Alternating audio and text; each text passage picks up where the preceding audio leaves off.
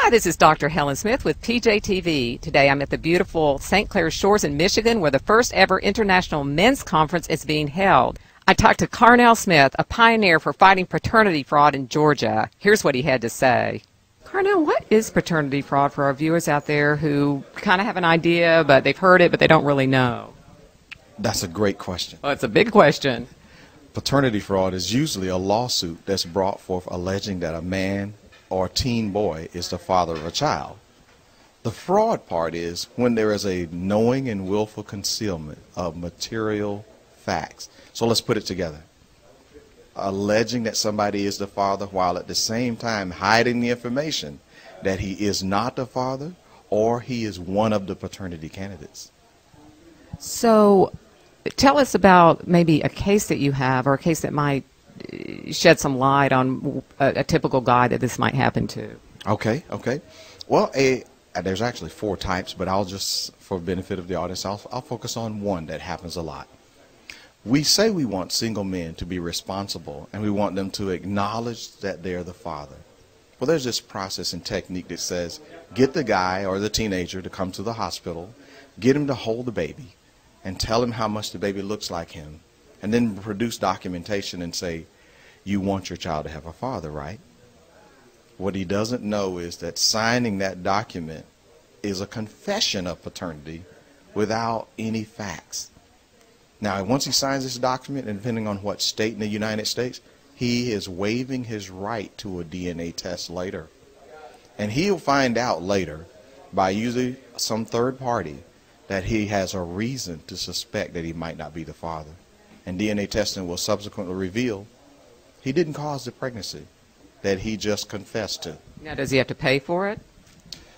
As in most cases, he will have to pay for the test. Even if the child isn't his? Not all. No, I mean, but he will have to pay child support even if the child is not his? So you're asking about what is the worst case scenario here? Yes.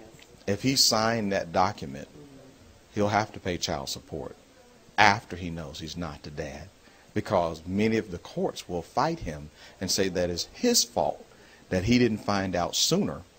And that to me works contrary to, well, how are we going to punish him for believing the child's mother when at the same time she has no duty to disclose to him that either he's not the dad or he's one of the paternity candidates. Now, people have told you that men, it doesn't really matter, it's not that important to them. What is your finding, and have you done anything in terms of just studies or just looking at how men feel or what this must be like to go through?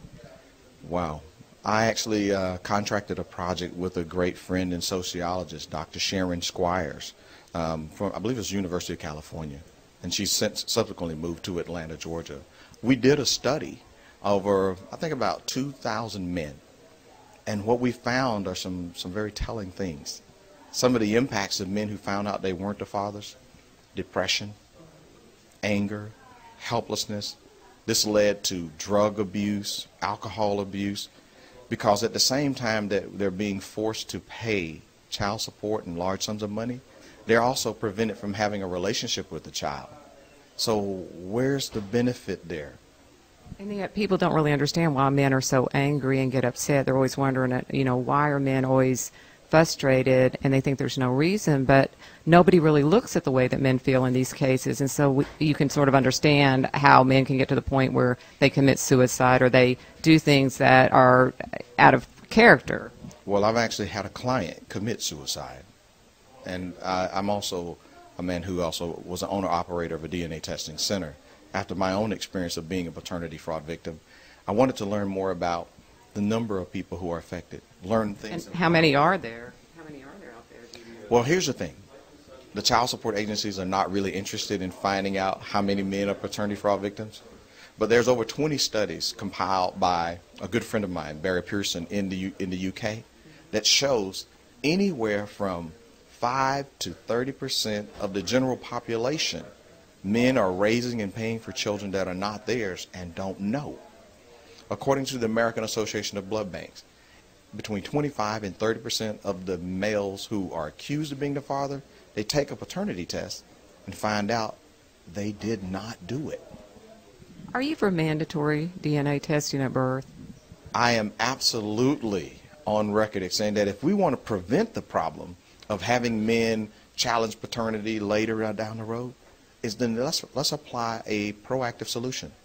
Automatic DNA testing at birth would work to help two things. One, we would assure that the right parents were named on the birth certificate. Two, it would stop paternity fraud and take the profit out of paternity fraud. But so many women's groups say this wouldn't be fair. You're acting like you don't trust the mother. Why do you think they say that? It's a red herring. It takes away from the focus of, well, who's the one person who has all of the information about potential fathers or the paternity candidates? It is the child's mother. And currently, in most places, she has no duty to disclose that, well, wait a minute. Well, my husband's not really my child's father. My boyfriend is. Like, well, wait, lady. But you're married. You forgot that you were married? No. But thanks to no-fault divorce laws, she can get the house, the property, alimony, and child support, and then move the boyfriend into the house. Why would she tell the truth? The system doesn't make it easy. So speaking of the system, what are you doing or what have you done to help change some of these laws that are so unfair to men? Well, it's actually unfair to men, women, and children. See, I'm the guy that's officially on record saying that every child deserves to know the truth about their heritage, their ancestry. And you can't do that when you only rely on verbal representations, just take somebody's word for it. Oh, yeah, that's your dad. Yeah, but he looks like the FedEx guy. Oh, no. Well, actually, it could be the milkman. Well, no, we no longer have a milkman, but here's the problem. I have been very instrumental in raising the public awareness on the issue of paternity fraud as a problem that needs to be corrected. And by lobbying for and educating the public and lawmakers, I've written model law and helped them put that law in place so that, well, why not let's resolve the problem. Those people who've been bamboozled, tricked, deceived, release them. And if they want to have a relationship with a child that they thought was theirs, they do so on a voluntary basis without having a gun in their face saying you either pay or go to jail. But the sad part is here that many of those mothers, once it's been exposed, refuse to allow the man to have any type of relationship with the child. So then it was never about the child. I put the onus on the fact that it's always been about money and property. I'm just more honest about it. What are some things that some of the men out there can do maybe to protect themselves from paternity fraud? Is there anything? Here's the sad part about this, Dr. Helen Smith. You can't prevent yourself from being a paternity fraud victim. A lot of people just say keep your legs closed, and I think this is the most outrageous thing I've ever heard, because if we said that to women, people would be like, what the F? I mean, Yes, they would drop a few F-bombs and a few other choice words on us. Here's the thing. The law doesn't require the mother to even disclose to the court in many areas that this person within the window of conception, here's this magic thing that guys need to know. You really need to know what is the date of conception of the child you're being accused of, and the 30 days before that and the 30 days after that, because within that window, anybody that she was intimately involved with could be the child's father. And since there's no duty to disclose that, whoever believes her is in trouble. What about the ones that don't believe her? They're in trouble too. They're in trouble too, because you can actually file a lawsuit against a man or a teenage boy just on the allegation that she says he did it, and therefore he is guilty before a court. And by the way, many people think that family court is a court of law, and it is not. It is a court of equity, which means that the judge has broad discretion to exclude truth, including a DNA test that proves he didn't commit the pregnancy he was accused of under oath. How do we fight these laws? I mean, it almost feels overwhelming. It is overwhelming, but this is why you need laws that limit judicial discretion. It shouldn't be up to the judge to decide that what truth is allowed in the evidence and what can be presented before the jury if you have a jury trial, or that the judge himself will actually review. The wrong question is often asked, Dr. Helen. So many people ask this question. They say, well, which man is the father? Wrong question. The right question is, who caused your pregnancy? Because now they've expanded the definition of father to social father, alleged father, presumed father, acknowledged father, affiliated father. Anybody who's male. And we can boil it down to whosoever believeth the lie is him. Who is it that usually contacts you on your website? You know, that media asks me that a lot, and they assume that paternity fraud is only a male or teen boy issue. There's 90% women who contact me about paternity fraud. Let me tell you who that woman is. She is the wife or second wife of the guy that's affected, fiance, girlfriend. How about the guy's mom? Because when you have a teen son and this happens, your income is on the table to be part of a child support order for your unemancipated son.